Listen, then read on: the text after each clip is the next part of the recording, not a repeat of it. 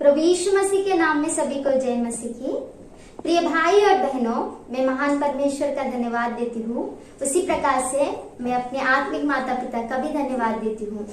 आप सभी को पता है कि हम बाइबल के स्त्रियों के विषय में ध्यान करते हुए आ रहे हैं। तो आज का हमारा मुख्य वचन है मरकुस रचित सुसमाचार, इसका 15 अध्याय 40वें वचन से लेकर 41वें वचन तक।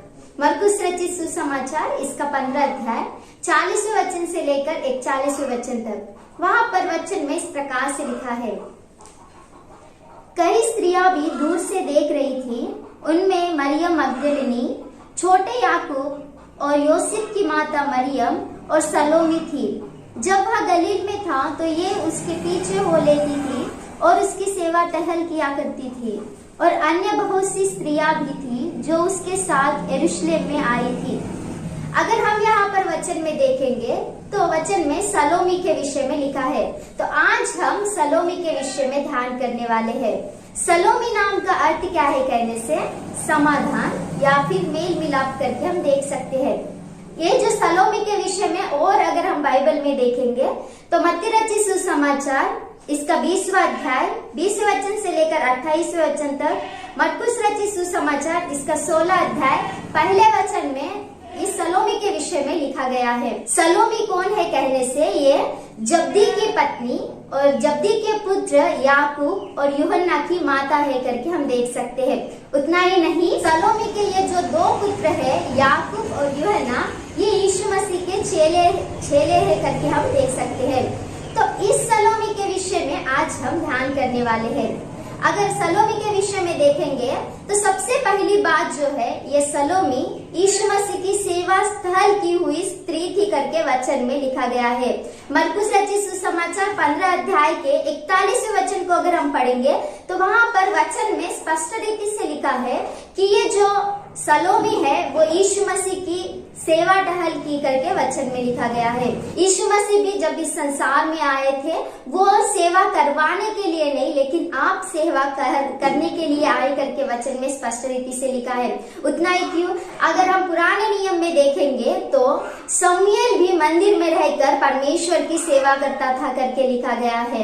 इस प्रकार से प्रेरितों की किताब में अगर हम देखेंगे तो वहां पर 7 लोग परमेश्वर की सेवा करने के लिए नियुक्त किए गए थे करके वचन में लिखा है। देखिए प्रियो, सेवा टहल करने का स्वभाव हर किसी के अंदर रहना चाहिए करके हम सलोमी के जीवन से सीख सकते हैं। सलोमी जो थी अपने पति को देखती थी, अपने बच्चों का पालन पोषण करती थी, अपने सारे घर को देखकर अपना सारा घर का काम करके वो यीशु मसीह की सेवा करने के लिए भी निकलती थी। ये साधारण बात नहीं है कि हम अपने घर के सारे काम को देखकर पति की तरफ ध्यान देना, अपने बच्चों की तरफ ध्यान देकर सेवा करना, ये कठिन काम है, लेकिन सलोमी ने इस काम को किया।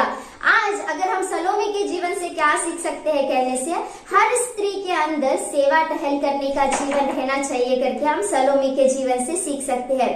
दूसरी बात, सलोमी के जीवन से हम क्या देख सकते हैं कहने से, ये यीशु मसीह के पीछे चलने वाली स्त्री थी करके वचन में स्पष्ट रीति से लिखा है। मत्ती रचित सुसमाचार, इसका 27वां अध्याय 55 वचन से लेकर 56 वचन तक अगर हम पढ़ेंगे तो वहां पर वचन में स्पष्ट रीति से लिखा है कि ये यीशु मसीह के पीछे चलने वाली स्त्री थी। आजकल स्त्रियां क्या सोचते हैं कि मैं बहुत कमजोर हूँ, मैं कुछ नहीं कर पाऊंगी, मुझसे कुछ नहीं होगा।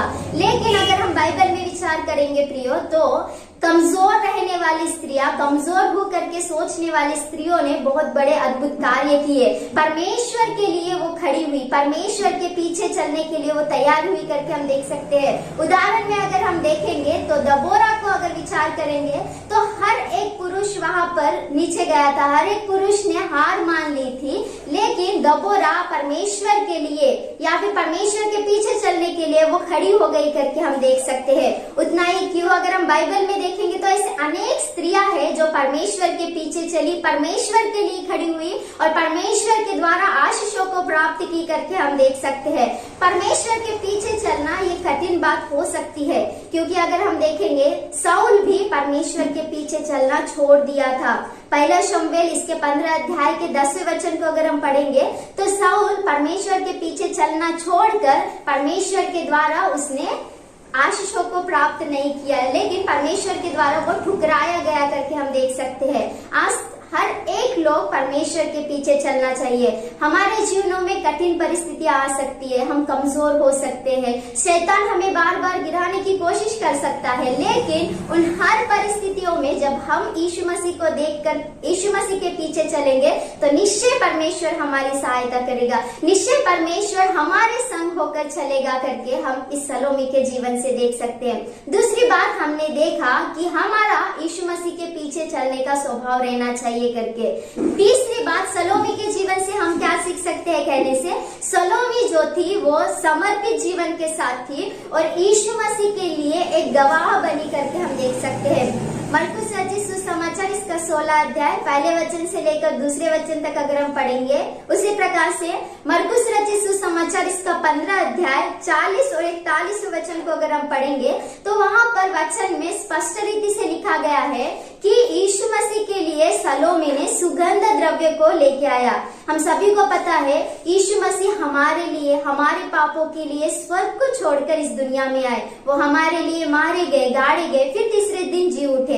जब वो क्रूस पर मर गए थे, उनको जब नीचे उतारा गया था, उनके शरीर को डालने के लिए, उनके शरीर के ऊपर डालने के लिए सलोमी ने सुगंध द्रव्य को लाया था करके हम देख सकते हैं। सलोमी के अंदर हम इस सुगंध द्रव्य के द्वारा क्या सीख सकते हैं कहने से, इसके अंदर बहुत ही बड़ा समर्पण है, क्योंकि उन दिनों में ये जो सुगंध द्रव्य था वो बहुत ही कीमती था, उसे खरीदने के लिए बहुत सारा पैसा खर्च करना पड़ता था, लेकिन सलोमी ने प्रभु के लिए अपना सब कुछ समर्पण की करके हम देख सकते हैं।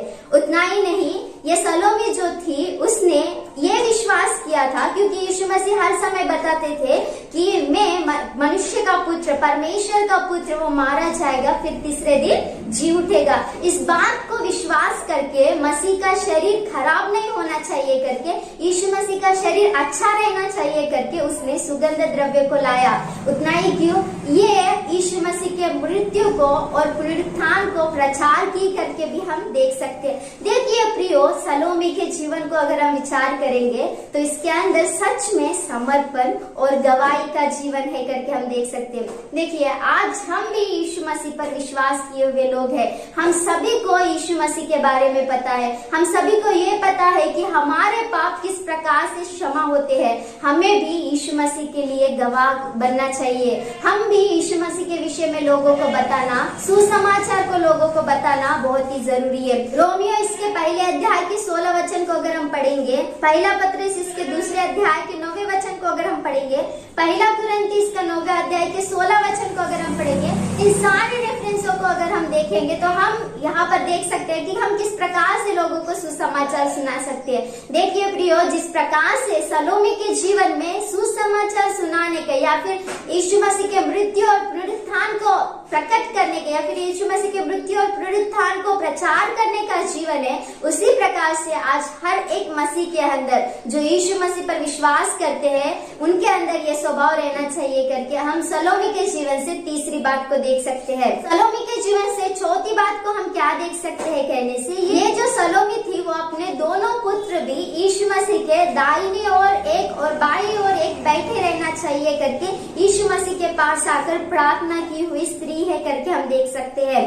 मत्ती रचित सुसमाचार 20वां अध्याय 20वें वचन से लेकर 24वें वचन तक अगर हम पढ़ेंगे तो वहाँ पर वचन में स्पष्ट रीति से लिखा है, एक दिन यीशु मसीह के पास सलोमी आती है और प्रभु से विनती करने लगती है, प्रार्थना करने लगती है कि प्रभु मेरे 2 पुत्र हैं, उन 2 पुत्रों में एक पुत्र आपकी दाहिनी ओर रहना चाहिए और एक पुत्र आपकी बाई ओर रहना चाहिए। देखिए प्रियो, सलोमी के अंदर कितना अपने पुत्रों के प्रति प्रार्थनामय जीवन है करके हम देख सकते हैं। हर एक माता के अंदर अपने पुत्रों के प्रति बहुत बड़ी आशा, दर्शन और उनके अंदर प्रार्थना का जीवन रहना चाहिए करके सोचने वाली स्त्री की तरह हम देख सकते हैं।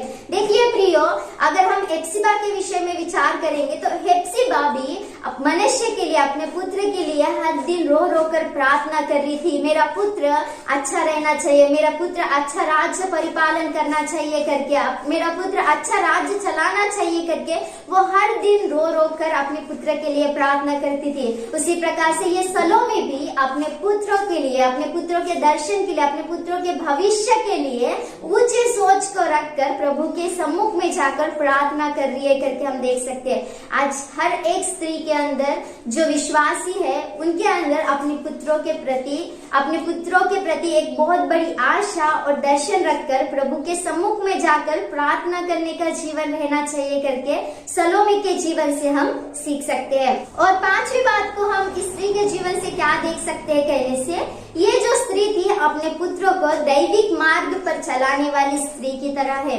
वो कैसे हम सोचेंगे तो जैसे ही यीशु मसीह इनके पास आया और जिस प्रकार से यीशु मसीह ने कहा कि मेरे पीछे हो लो, इन लोगों ने अपना सब कुछ छोड़कर यीशु मसीह के पीछे गए। देखिए प्रियो, यीशु मसीह के बातों में कितना सामर्थ्य है। उन बातों को सुनकर याकूब और यूहन्ना यीशु मसीह की सेवा करने के, यीशु मसीह के पीछे हो लिए, यीशु मसीह के चेले बन गए करके हम देख सकते हैं। अपने पुत्रों को भय और भक्ति का मार्ग सलोमी ने सिखाया, अपने पुत्रों को प्रभु के पीछे चलने का मार्ग सलोमी ने सिखाया करके हम देख सकते हैं।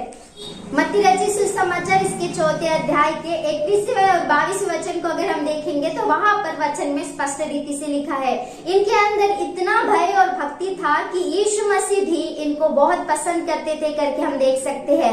इन लोगों को यीशु मसीह ने नाम भी दिया। मरकुस रचित सुसमाचार 3 अध्याय के 17 वचन को अगर हम पढ़ेंगे तो वहां पर यीशु मसीह ने इन्हें नाम दिया करके हम देख सकते हैं। देखिए प्रियो, जहाँ कहीं भी यीशु मसीह जाते थे उनके साथ 3 लोग थे, पतरस, याकूब और यूहन्ना। याकूब और यूहन्ना ये जो थे सलोमी के पुत्र थे, तो यीशु मसीह इन्हें भी अपने साथ लेके जाते थे करके हम देख सकते हैं। उतना ही क्यों, यूहन्ना ने परमेश्वर में इतना भय भक्ति के साथ था कि उसने बाइबल के नए नियम के 5 पुस्तकों को लिखा। पहला पुस्तक है यूहन्ना रचित सुसमाचार, दूसरा पुस्तक है पहला यूहन्ना, तीसरा पुस्तक है दूसरा यूहन्ना और चौथा पुस्तक है तीसरा यूहन्ना और 5वां पुस्तक है प्रकाशित वाक्य। इन 5 किताबों को भी यूहन्ना ने लिखा करके हम देख सकते हैं। उतना ही क्यों, इन सलोमी के दोनों पुत्र भी यीशु मसीह के चेले थे। इन यीशु मसीह के दोनों चेलों में सबसे पहला कौन मरा कहने से सलोमी का पहला पुत्र याकूब मर गया और सबसे लास्ट में कौन मर गया कहने से सलोमी का दूसरा पुत्र यूहन्ना मर गया करके हम देख सकते हैं। देखिए प्रियो, बहुत ही भय और भक्ति में रहना चाहिए करके सलोमी ने अपने पुत्रों को सिखाया।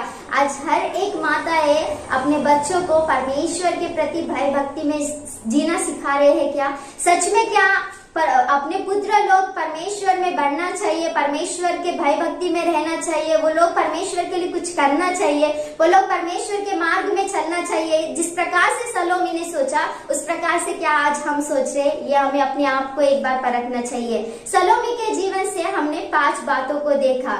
सलोमी सबसे पहली बात यीशु मसीह की सेवा टहल की हुई स्त्री थी। आज हर एक स्त्री जो है वो यीशु मसीह की सेवा करनी चाहिए करके देखा। दूसरी बात, सलोमी यीशु मसीह के पीछे चलने वाली स्त्री थी।